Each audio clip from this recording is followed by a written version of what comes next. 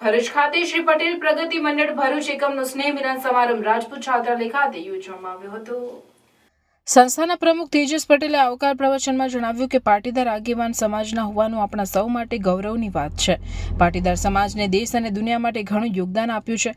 કરજણ તાલુકાના રારોદ સહિતના ગામોમાંથી 65થી વધારે પરિવારો ભરૂચમાં સ્થાયી થયા છે અને દૂધમાં સાકરની જેમ ભળી ગયા છે।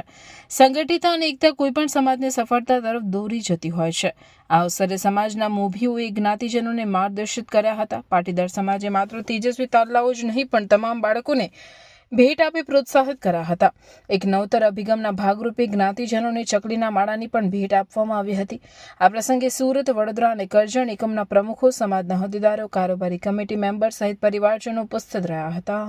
અનુભવવાનો એ છે કે આ સમાજમાં આ સમાજ તરફથી આપણને જે મળી રહ્યું છે, આ સમાજ તરફથી આપણને જે ઓળખાણ મળી રહી છે, એનો આપણે અહેસાસ કરવાનો હોય છે। સમાજ તરફથી આપણે જે એક તો ઓળખાણ અને બીજું સમાજ માટે આપણને આપણો મહત્વનું જીવન સાથી મળે છે।